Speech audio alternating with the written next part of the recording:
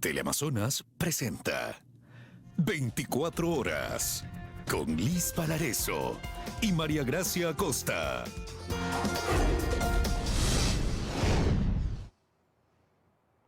Aquí empezamos. Asambleístas califican de desesperado al comunicado del Movimiento Revolución Ciudadana, que hace un llamado al presidente de la República a que dé paso a la muerte cruzada.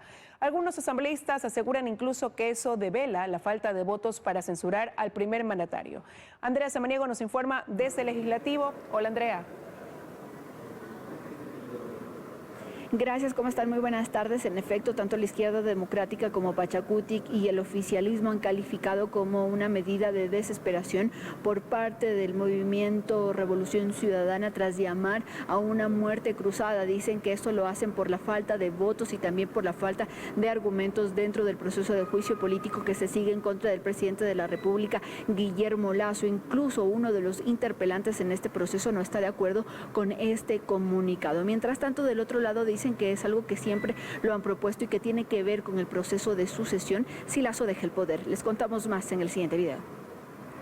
La Revolución Ciudadana cree que la salida democrática es la muerte cruzada. Lo pone en este comunicado en medio del proceso de juicio político al presidente Lasso que ellos mismos impulsan. Es una respuesta al gobierno nacional, al presidente de la República, Guillermo Lasso, frente a su nueva amenaza de decretar la muerte cruzada si no obtuviera los votos de respaldo para sostenerse en el cargo. Aunque hay algo de fondo en ese comunicado, el juicio político a Lasso podría terminar en sucesión y eso es lo que les preocupa. Creemos en este momento que la muerte cruzada es una salida. ¿Por qué? Porque si asume el señor Borrero, el juicio político no garantiza que el señor Borrero, por arte de magia, cambie todo el problema que el país tiene. Las críticas a este comunicado salen incluso de los interpelantes al juicio político y del PSC, que es el partido con el que impulsan todo este proceso. Aquí lo que parece que el comunicado que lanzaron precipitadamente, sin consultar obviamente con la Asamblea, consultar con los jefes de bancada, se trataría de beneficiarse obviamente directamente el correísmo. No estamos de acuerdo. Creemos que no es la solución democrática para el país. No por interés político de una organización o de cualquier sector en ese sentido, se puede pedir algo que no es la salida que nosotros buscamos. Para otros bloques como la izquierda democrática las razones son otras y pasan por la desesperación de conseguir los votos para la censura. Se menciona mucho 4 o 5 asambleístas del Partido Social Cristiano, 8 asambleístas de la bancada de UNES que no están de acuerdo con la forma en la que se ha dado este juicio político. Por la misma línea se encuentra el oficialismo que considera que el juicio está caído y esa es la preocupación. En que en las últimas 48 horas han arrastrado por el piso los proponentes y sobre todo quienes han sido invitados a comparecer en el juicio político todos los argumentos y elementos de prueba. Mientras que para Pachacutic todo pasa por un tema electoral. Porque ellos lo que quieren es adelantar elecciones porque piensan que adelantando elecciones con los 22% que ganaron alcaldes van a ganar presidencia de la República y van a meter acá 100 de 137 legisladores, aunque sea poniendo futbolistas, cantantes, modelos, como fue en el 2011. El tema de la muerte cruzada divide aún más al legislativo en medio de un juicio político que no va ni en la mitad del proceso. Y bien, el proceso de juicio político continúa aquí en la Asamblea Nacional. Esta tarde está previsto que comparezca ante la Comisión de Fiscalización el Contralor General del Estado y otras 3 personas más. Les estaremos contando en nuestras siguientes emisiones. Ustedes tienen más noticias. Muy buenas tardes. Muy buenas tardes, Andrea. Muchísimas gracias. Mientras el gobierno ha anunciado su intención de declarar como grupos terroristas a las organizaciones criminales, hay quienes creen que esta decisión podría tener un efecto contrario, generando una percepción de debilidad frente a la escalada delictiva que se vive en el país. La decisión no ha sido tomada aún y todo dependerá del Consejo de Seguridad Pública y del Estado. No obstante, la intención del gobierno es declarar a 8 organizaciones criminales como grupos terroristas, lo que supone una mayor efectividad en el combate a la delincuencia según las autoridades. El presidente del COSEPE, que es el presidente constitucional de la República del Ecuador, quien lo anuncia. ¿Ustedes apoyan? Muchas gracias, efectivamente, por el país. Para el exministro de Defensa Osvaldo Jarrín, en Ecuador no existen las condiciones para declarar la existencia de grupos terroristas y hace la diferenciación con los actos terroristas provocados por organizaciones criminales. 3 características fundamentales para una acción terrorista: el uso violento, cruel de la fuerza, En segundo lugar, la intencionalidad política que tiene ese acto terrorista. Y en tercer lugar, mantener a la población en el terrorismo. O que haya una causa ideológica, política, religiosa, racista, que mueva a estos tipos de actos. Y que al no haber un conflicto político o causa ideológica ligados a estos actos, declarar como terroristas a 8 organizaciones del crimen en Ecuador podría generar un efecto contrario. Se incrementa la inestabilidad política en el país, se quebranta la moral, el efecto que tiene sobre el aspecto social y económico del país. Entonces son más efectos negativos que se tiene por esta calificación como grupos terroristas. Nuestro Código Orgánico Integral Penal en el capítulo sobre terrorismo establece sanciones para la persona que individualmente o formando asociaciones armadas provoque o mantenga en estado de terror a la población o a un sector de ella, mediante actos que pongan en peligro a la vida, la integridad física o la libertad de las personas o pongan en peligro las edificaciones, medios de comunicación, transporte, valiéndose de medios capaces de causar estragos. Y aun cuando este capítulo podría justificar las intenciones del gobierno, Jarrín cree que la fuerza pública está capacitada para enfrentar al crimen organizado, que la escalada de violencia, la crisis política, económica y social no suponen un escenario de operación terrorista, sino una policrisis. Una simultaneidad de crisis. Hay un enfrentamiento del Poder Legislativo con el Ejecutivo, del Consejo de la Judicatura con el Ejecutivo. Y tenemos jueces que funcionan como si fuera una puerta giratoria. Entonces, esto es lo que está diluyendo la acción efectiva que debe tener Policía y Fuerzas Armadas en este momento. Pero de momento es una intención y sería una propuesta sobre la mesa del Consejo de Seguridad Pública y del Estado en medio de una escalada de violencia que demanda acciones efectivas y no experimentos. Policías y militares continúan con las capturas en Esmeraldas. Ahora alias Gato y alias Gordo, este último buscado por asesinato. Presuntos integrantes de organizaciones delictivas son los detenidos. Mientras tanto, se revelan nuevos datos de la detención y posterior liberación de alias Elvi. En julio de 2021, con apenas 24 años, Elvi Rolando Zúñiga Girón, de nacionalidad colombiana, entró en el radar de la policía de Ecuador tras ser detenido en su domicilio en la parroquia Malimpia, en Quinindé, Esmeraldas, donde se encontró una moto robada y un arma de fuego de fabricación artesanal. Tras su detención, alias Elvi afrontó cargos por tenencia de arma de fuego sin autorización, delito sancionado con 6 meses a 1 año de prisión. En la audiencia de flagrancia, la jueza de Quinindé, Betsy Solís, consideró que dado que el delito no supera el año de prisión, era suficiente con dictarle medidas alternativas a la prisión preventiva, como prohibición de salida del país y presentación periódica ante las autoridades. La audiencia de procedimiento directo se fijó para el 16 de agosto de 2021, 18 días después de su detención, pero no se pudo instalar porque alias Elvi no se presentó. Se ordenó entonces su localización y captura para que sea puesto a órdenes de la autoridad. Aquello ocurrió 1 año y 8 meses después. El pasado domingo, alias Elvi fue capturado en San Lorenzo y fue puesto a órdenes del juez de Quinindé, Luis Ceballos Vintimilla, quien le notificó una nueva fecha para esa audiencia que no se instaló en agosto de 2021, esperando que esta vez sí llegue, el próximo 26 de abril. A decir de la policía, alias Elvis es uno de los cabecillas de la organización criminal Los Tiguerones. Tendría vínculos con disidencias de las FARC y podría estar vinculado con la masacre perpetrada en el puerto pesquero de Esmeraldas. 24 horas después de su liberación, la policía informó sobre la detención de Javier Cuero, alias El Gordo, buscado por asesinato. Este ciudadano registra 2 detenciones por el delito de asesinato, una en el 2016 en Imbabura y otra en el 2018 en Esmeraldas. Como la Policía Nacional está desarrollando los trabajos en beneficio de la ciudadanía, deteniendo a las personas y poniendo de la orden de las autoridades, esperamos que los entes de justicia hagan lo mismo y actúen en base al derecho. En su historial, alias El Gordo ha sido procesado además por asociación ilícita, rebelión y ataque y resistencia.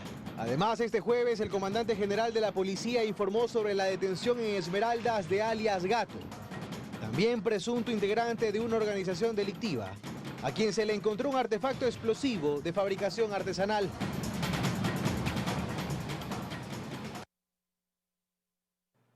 4 de 11 integrantes de una organización delictiva que fueron detenidos en Yaguachi salieron en libertad, pues Fiscalía no formuló cargos. El presidente de la Corte Nacional de Justicia asegura que la jueza del caso no tenía otra opción y que se debe articular mejor el trabajo entre policías, fiscales y jueces. Vargas Trejo, Justin Lenin, Campuzano Macías, Jonathan Vicente, Chávez Entriago, Yandri Daniel, Campuzano Macías, Darwin Israel. Se dicta la inmediata libertad de los mismos para el efecto, gírese la boleta de excarcelación. Así se conoció la decisión de la jueza de Yaguachi, Deida Verdesoto, quien resolvió dejar en libertad a 4 de los 11 detenidos en ese cantón tras un intenso operativo policial. La decisión de la magistrada volvió a levantar cuestionamientos de esa institución, que por estos días ha reclamado por varias decisiones controvertidas. En un comunicado, la policía rechazó lo resuelto y volvió a pedir respaldo y apoyo a las autoridades de justicia para el trabajo que realizan. Pero hubo una réplica de parte de la Corte Provincial del Guayas, desde donde se aseguró que la jueza de Yaguachi dictó prisión preventiva a 7, contra quienes Fiscalía formuló cargos por tráfico ilícito de armas. Sobre los 4 que se dejó en libertad detallaron: Fiscalía no formuló cargos. El presidente de la Corte Nacional de Justicia se refirió a este caso, dejando en claro que sin formulación de cargos, la jueza no tenía otra opción que liberar a los detenidos. De acuerdo a la ley, que si la Fiscalía no formuló cargos, es imposible que el juez ordene la privación de la libertad. Entonces, por favor, también hay que hablar con absoluta seriedad y honestidad intelectual. Insiste en que no se puede cargar toda la responsabilidad a los jueces. No en todos los casos, dice, refiriéndose además a la liberación de alias Elvi, identificado por la policía como líder de los tiguerones en Esmeraldas, pero que fue detenido por no haberse presentado a una audiencia de hace casi 2 años, en la que recibiría una condena por tenencia de armas. De que hay bandas criminales, que es verdad, que hay peligrosos delincuentes, narcotraficantes que manejan desde las cárceles, es verdad, pero la parte policial, y para que haga la acusación, la imputación, la Fiscalía, tiene que ser de esos delitos graves. Pero si es por tenencia de arma, la pena es de menos de 1 año y no existe prisión preventiva. Hablemos la verdad. Saquicela reconoce que aunque hay fallos que no tienen asidero jurídico, se debe analizar caso por caso, pues hay muchos en los que se reclama por las decisiones judiciales no se presentan acusaciones sólidas. De ahí la importancia del trabajo conjunto entre policía y fiscalía para que las detenciones deriven en casos que no se caigan. 92 servidores policiales han sido asesinados en enfrentamientos y procedimientos contra el crimen organizado desde el 2022. Además, actualmente hay cientos de policías heridos de bala recuperándose en diferentes hospitales. El pasado 14 de febrero estas imágenes generaron conmoción en toda la ciudadanía. Varios adolescentes dispararon y asesinaron a sangre fría al sargento de policía Freddy Bonilla en la ciudad de Esmeraldas. Pocos días después, en otro enfrentamiento con delincuentes, caía abatido en la isla Trinitaria en Guayaquil el sargento Franklin Lascano. Se debe dimensionar que cada funcionario policial que muere es un funcionario menos para proteger a los ecuatorianos. Ellos son parte de la extensa lista de policías como Johan Vinuesa, Giovanni Giler, Augusto Zambrano, Luis Zambrano, entre otros, que han sido asesinados en enfrentamientos y procedimientos en contra de organizaciones delictivas. 17 en el año, 75 en el 2022, esa es la factura altísima que está pagando la policía y por eso duele. Y que según cómo van las cosas, la cifra de uniformados asesinados ascenderían a casi el doble en el 2023, si es que no se logra controlar la situación. Pero nosotros estamos visualizando que podría ser mayor este año. Pero además hay otras estadísticas alarmantes en estos últimos años, como los uniformados heridos en enfrentamientos contra delincuentes. El subdirector de Seguridad Ciudadana cuenta que existen 248 policías con graves heridas de bala. También en este registro están quienes perdieron una pierna o un brazo o que se encuentran aún hospitalizados recuperándose. 138 heridos en procedimientos policiales determinados por agresión física en procedimiento. Como tentativa de homicidio tenemos 103 funcionarios heridos en el año 2022 y 31 en lo que va del año. Y este ambiente hostil en el que viven a diario los uniformados, además de los riesgos, ha impulsado a que cientos de policías pidan la baja en estos últimos meses. En 2022 tuvimos nosotros 2.343 funcionarios policiales que pidieron su baja, y en lo que va del año 2023 hasta abril lo han solicitado 1.512.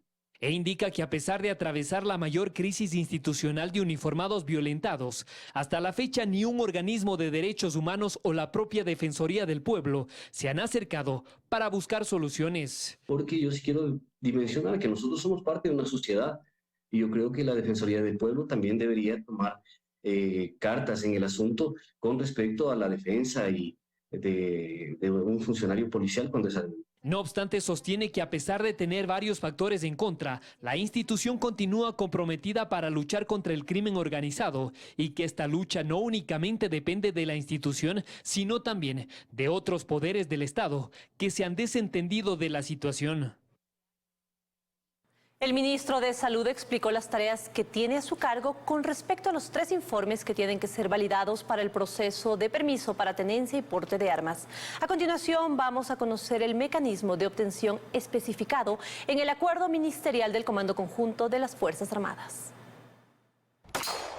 Para la obtención de permisos de porte y tenencia de armas, el Ministerio de Salud deberá validar 3 informes de pruebas psicológicas, psiquiátricas y toxicológicas, mas no emitirá los certificados. Así lo aclaró el ministro de Salud, José Ruales. No se refiere a personal del Ministerio de Salud, sino a personal que esté calificado de acuerdo a la ley. Como Ministerio de Salud nos compete certificar, no emitir. Después de que el pasado 1 de abril el presidente Lasso anunciara que se autoriza tenencia y porte de armas, el Ministerio de Defensa emitió el acuerdo ministerial que reglamenta y ejecuta los requisitos necesarios. Es decir, no cualquier persona podría acceder a un arma, como lo aclaró el ministro de Defensa. Aproximadamente durará 4 semanas. Entonces, a partir de la 5ª semana ya podríamos estar en condiciones de emitir estos permisos. Según el acuerdo, están autorizados solo para un arma de fuego letal, debiendo ser su edad mínima de 25 años. Son 11 en total los requisitos. El primero es un oficio dirigido al director de control de armas del Comando Conjunto de las Fuerzas Armadas que justifica el requerimiento. El segundo, factura de pago de un servicio básico del último mes o contrato de arrendamiento o impuesto predial del domicilio a nombre del requiriente. 3. Factura, contrato de compraventa, transferencia de dominio, cesión de derechos del arma a registrar. 4. Certificado biométrico AFIS y ABIS más F emitido por la Policía Nacional. 5. Informe de evaluación psicológica forense elaborado por un profesional de la salud con título de 3er nivel en el campo de la psicología y de 4º nivel en el campo de psicología forense debidamente habilitado para el ejercicio profesional. El informe deberá ser reconocido por la Autoridad Sanitaria Nacional a través del certificado correspondiente. 6. Informe de evaluación psiquiátrica similar al anterior. 7. Informe de análisis toxicológico emitido por un establecimiento de salud del Sistema Nacional de Salud. Deberán expresar criterio favorable o no favorable según el caso para la obtención del permiso. Que serán los laboratorios calificados por la autoridad sanitaria, por el Ministerio de Salud y el ACES, quienes emitan los informes. El requisito número 8 es un certificado de no registrar antecedentes penales actualizado hasta 8 días antes de la fecha de solicitud del permiso. 9. Certificado de no tener denuncias, demandas o procesos por violencia intrafamiliar otorgado por la autoridad competente. 10. Certificado de destreza en el manejo y uso del arma de fuego emitido por el Ministerio de Defensa Nacional o sus delegados en cada jurisdicción. 11. Pago por concepto de gastos administrativos, 15% de un salario básico unificado. Este reglamento operativiza el decreto presidencial. Pérdidas por robo que sobrepasan los $2 millones, trabajadores heridos y otros asesinados a causa de la delincuencia, reporta el sector productivo del país. Esta mañana dirigentes de varios gremios se unieron para exigir al gobierno mayores y mejores controles. La inseguridad se convirtió en el primer problema del sector productivo del país. Esta vía tiene diferentes puntos, como el kilómetro 11, el kilómetro 20 y el kilómetro 26, donde hemos registrado decenas de hechos delictivos. Que es el sector del pequeño pelágico que pesca cerca de las costas, que sufre diariamente asaltos. todos los días. En zonas rurales, donde son atacados, donde son perjudicados por robos, no pueden transportar su cacao. Son los representantes de varios gremios productivos que la mañana de este jueves en Guayaquil se unieron para exigir seguridad y acciones por parte del gobierno. Este es un pedido desesperado de la ciudadanía del campo para que seamos atendidos por los tres poderes del Estado. Según las cifras de los productores, solo este año en los diferentes robos registrados a sus negocios se cuentan más de $2 millones en pérdidas. Pero eso no es lo peor. Los delincuentes no solo se llevan la producción, sino que además hieren y asesinan a los trabajadores. Son casi 400 personas las heridas y 14 muertos. La situación es insostenible cuando un colaborador suyo le dice: jefe, yo ya no voy a ir a trabajar a la camaronera porque no voy a poner en riesgo mi vida. De ahí que exigen acciones concretas y no solo del Ejecutivo, sino de todas las funciones del Estado. Nuestra mayor preocupación es la inseguridad en todas las zonas rurales de producción del Ecuador. La indolencia de la Asamblea realmente es alarmante y molesta no solo al sector, sino a todos. El costo de la seguridad para sus negocios ha ido en aumento, aunque esto no necesariamente significa que están más seguros. Estamos de regreso con más información. Resta menos de un mes para que se posesionen las nuevas autoridades locales. El Consejo Nacional Electoral espera entregar credenciales hasta el 11 de mayo, exceptuando la parroquia Calacalí en Pichincha, en donde se deberán realizar nuevas elecciones. Restan exactamente 24 días para que las nuevas autoridades locales de todo el país sean posesionadas. De allí que el Consejo Nacional Electoral continúa con el cronograma de entrega de credenciales. Hemos entregado a 11 provincias.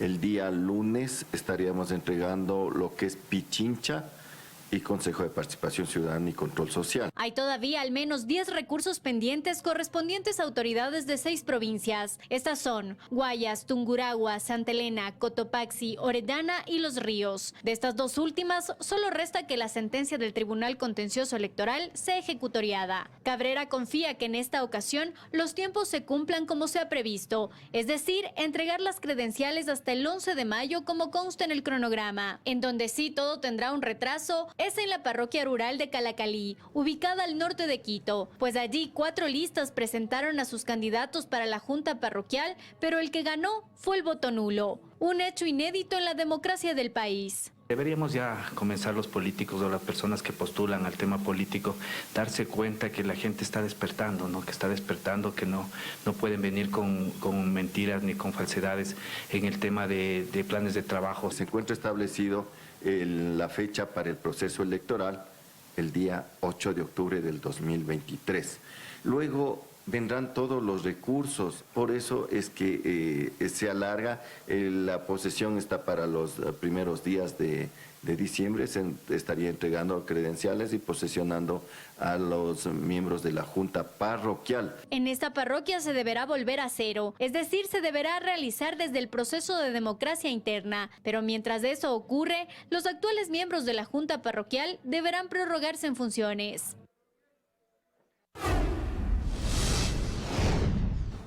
Revisamos otros temas. En Ecuador se han perdido más de 8.000 hectáreas de cultivos. Las fuertes lluvias han dañado los sembríos de unos 4.300 agricultores, la mayoría arroceros de Guayas. A esta hora nos enlazábamos con Luisa María Heredia, quien se encuentra en una de las zonas más afectadas, el cantón Santa Lucía.